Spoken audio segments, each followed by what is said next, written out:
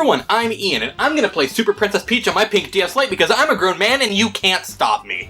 Well, actually, I'm playing it on my capture modded 2DS, but like, whatever. Princess Peach! This lovely lady first appeared at the end of the ever-beloved 1985 classic Super Mario Bros. And by lovely lady, I mean disgusting blob of pixels. Oh my god, ew. Although back then, she was called Princess Toadstool, which makes her sound like an STD medication, so that's good. Regardless, ever since then, she's been a mainstay of the Mario franchise, appearing in nearly every game, typically as a damsel in distress. Like, for real, Peach gets kidnapped a lot. It's kinda nuts. Although she's usually just the end goal for the game, she has been playable a few times, most notably in Super Mario Bros. 2.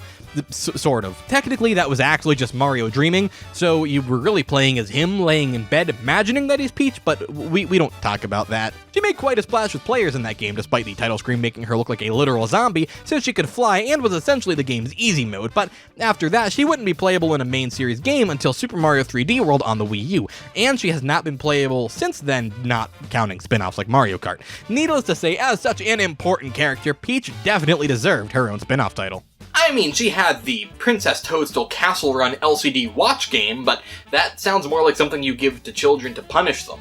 She did get a real game to call her own in 2006 with the release of Super Princess Peach for the DS, and about time. It's not like the Mario series was a stranger to the idea of giving characters spin-offs at this point, since by the time this came out, we already had the Yoshi's Island games, the Wario Land games, and Luigi's Mansion, all of which would become classics in their own right. Hell, Mario himself is basically just a spin-off of Donkey Kong if you stop and think about it, so yeah, I'd say it was about time to give the female lead of the series her own installment. Unlike those other games, though, this game never got any sequels or follow-ups, and in general, you don't really see people talk about Super Princess Peach much these days, and I kinda wonder why that is, so let's pop it in and find out. The game starts off, predictably enough, with some story stuff. Bowser's built a vacation home on Vibe Island, and has gotten his hands on the legendary Vibe Scepter that makes you feel real good. What was this game rated again?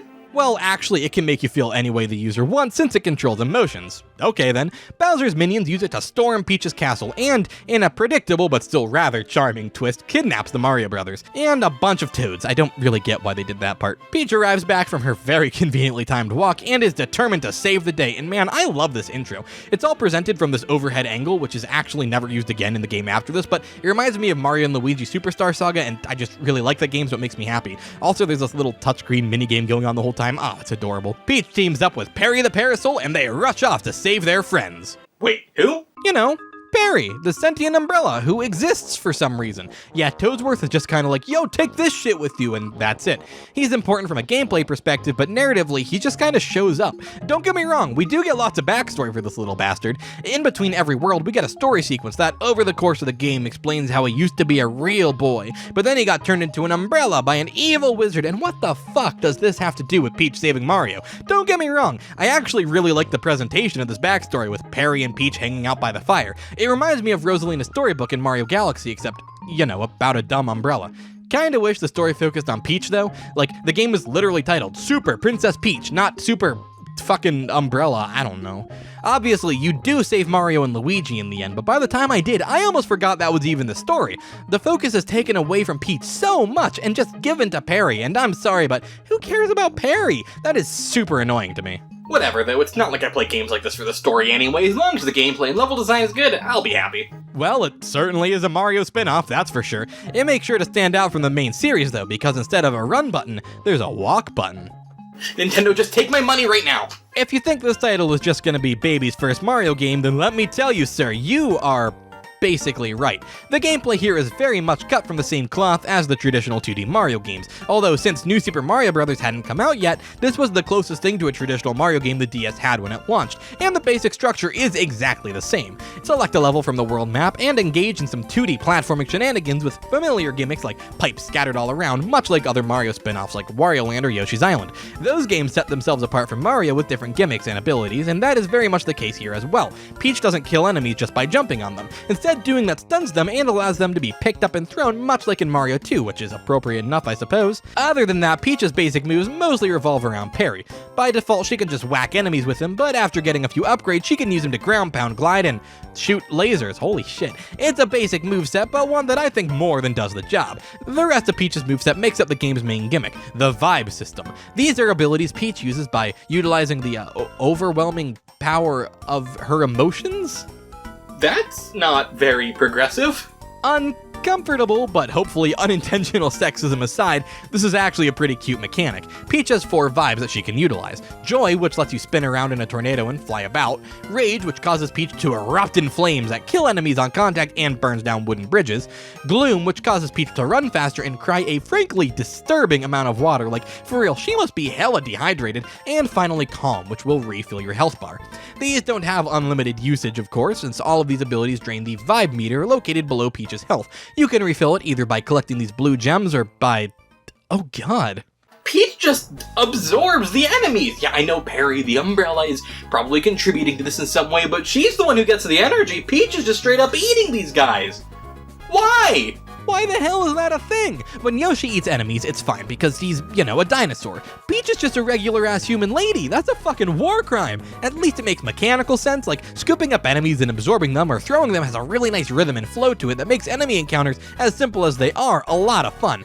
It helps that the controls here are great. Peach is a touch on the slippery side, and her jump is a little floaty, which doesn't mesh too well with slippery control, but I think that's kind of by design, since it really incentivizes the use of the umbrella's hover move once you unlock it, and worst case, you can always hold down the walk button to be just a bit more precise, although you won't get as much momentum behind your jumps, which is pretty essential at times. Once you get the hang of it, these controls are very responsive and satisfying. Like, she responds super well to button inputs, so there's no real complaints in this department at all. Everything about Peach makes her a really fun protagonist to control. But good control only makes half of a platformer, obviously the other half being the good level design, and Super Princess Peach certainly has levels, that's for sure. I'll put it bluntly, this is so obviously a game made for little girls. That is not an insult, mind you, it is a fact. This game is literally meant to introduce younger, typically female players to the world of 2D Mario, and the levels make that abundantly clear because, oh my goodness, this game is easy, like, to the extent that it's kind of boring. There's a whole lot of running in straight lines, making very basic jumps, avoiding very basic enemies, and going through lots of doors. At least there's lots you can do in these levels. There are a few different collectibles on offer here. You can unlock music tracks and puzzle pieces, as well as finding toads. Now these little bastards are pretty important. There are 3 of them hidden in each stage, usually just a little off the beaten path. They're a lot like the star coins in New Super Mario Bros., although with a bit of a catch in that you have to collect every single one of them, not only for bonus content, but just to unlock the final boss. At least you probably won't be missing any toads, since the game lets you know when there's one in the area as you enter it, but I really don't like this. Not so much because they are required collectibles, but the fact that they really extend the length of these fairly bland levels. The level design here is basic, but if you're just speeding through them, it can be a lot of fun, but when you have to go to all the optional areas to get the toads, it can drag these levels out to upwards of 10 minutes. When there's 5 stages per world, that can really start to get on your nerves. Mario levels are typically pretty short, hell, most of them have time limits, and that goes a long way in keeping them fast and fun. And when you remove that element and extend the levels artificially like this, the tedium really piles up, especially when they're this easy. After a few stages in a row, it gets downright mind-numbing. Playing in short bursts would definitely help mitigate this, and again, it is meant for little kids, and I do legitimately think that the game does a really good job of keeping its mechanics simple but functional and generally pretty fun. So yeah, I know that I'm about a decade above this game's target demographic, but even so, for the average player, this is gonna fail to hold their interest. Not to say that there's nothing good here, I do love the various gimmicks using the vibes. Flying around with Joy is always fun, speeding on the fast-falling blue platforms with Gloom is consistently entertaining, though I don't quite get why crying makes you run faster. Whatever, the hot air balloon powered by Rage is honestly just really creative as well, and in general, I think this game makes pretty good use of these abilities when it tries to. I just wish they did a little bit more with them within the primary paths through these levels. The vibe powers are mostly used in side areas containing the toads, and it just feels like there was a lot of wasted potential for some serious variety with these abilities that the game fails to realize. The game does make other attempts to shake up the gameplay at least. We have the Submarine, which controls exactly the same as normal swimming in Mario, but like, you have to blow into the DS microphone to shoot projectiles, and that's just not very fun. And there are also these zipline segments that play out a lot like Donkey Kong Country's minecart levels, except, you know, easier, and these are very fun as well. There are also mini-games using both screens before each boss fight, where you have to guide Peach safely into the battle. They're just an excuse to use maximum screen real estate as well as touch controls, and while they're harmless, they're also really repetitive, especially since you have to do each one at least twice since they all get repeated. It would have been much better if each boss had a unique minigame. Speaking of the bosses though, they're actually kinda good. They all make use of the vibe powers, which I appreciate, and they're all wholly unique from each other, which I also really like. I mean, yeah, they're all easy, but that's kinda to be expected. What's really cool is how a lot of these bosses are just lifted from Mario Sunshine. The first fight with Petey Piranha, who's just kind of here for some reason, plays out almost identically to the Sunshine version. Spraying water from Flood into his mouth to inflate him? Nah, lame. Dehydrate yourself directly into his gullet like a man! Gooper, Blooper, and Wiggler are here too, and again, work more or less the same as in Sunshine, but side-scrolling, and I like that. My favorite fight is probably with King Boo. It's insanely easy, but you have to use Rage to light all these candles around the room because you can't attack him directly. It's legitimately pretty clever.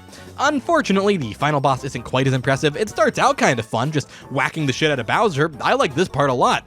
It's one of the most hands-on Bowser battles in the series. But then he just turns really big because someone played Yoshi's Island apparently, and then you just throw bob-ombs at his eyes and it's really easy, and it takes like 2 minutes, and yeah, this is the lamest final boss I have ever seen. He doesn't even look cool, it's just awkward. Ugh.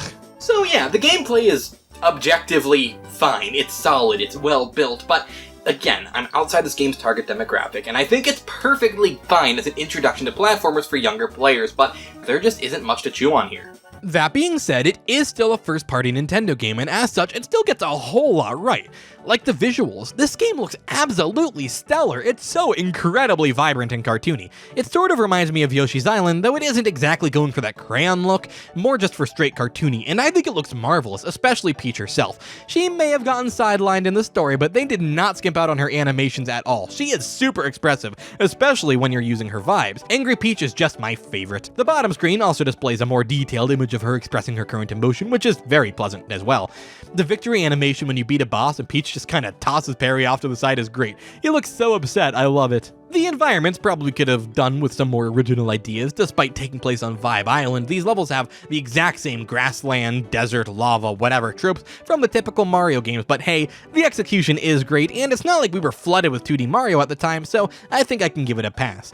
The music is pretty solid too, though nothing really stands out as being spectacular. It's about on par with, say, the later New Super Mario Bros. Soundtracks. Good platforming music, but nothing that's gonna knock your socks off. There is also a whole lot to do once you beat the game. In addition to the various optional collectibles, there are also bonus levels unlocked in each of the worlds upon refighting the bosses. But like, not the worlds that the bosses actually belong to, it's all shuffled and weird. These levels are actually really fun. They're a bit tougher than the standard stages, and more importantly, there's no toads to worry about, so you can just blaze on through and that's absolutely fine. The fact that you unlock a new ability after the final boss also helps. It just lets you attack while moving instead of stopping dead, which adds a good deal of flow to these stages that is otherwise not quite present. There are also extra minigames starring Toad as well, and yeah, they're minigames. I like Toad Tote, which is just a maze you drag Toad through on the touchscreen, but I'm not a big fan of the other two. Blowing into the mic to make Toad jump, yeah, there's a winner. So we've got a game that's visually stunning, controls great, and has tons of post-game content. That's awesome. But again, those long levels and the complete lack of challenge and variety really do a lot to bring this game down, not to mention my disinterest with the story and its refusal to focus on Peach. Still, for a die-hard Mario fan or for a kid, I do think this game is probably well worth checking out. I had fun with it when I wasn't bored, and I definitely admire the production values and the wealth of content. I had fun with this. Kind of, parts of it, and I would love to know what you guys think of it in the comments down below. What do you think of Super Princess Peach? What did you think of the video? Let me know. If you enjoyed, be sure to leave a like and subscribe if you want to see more from me. Till next time, guys, I'm LyingTuna, signing out. Bye.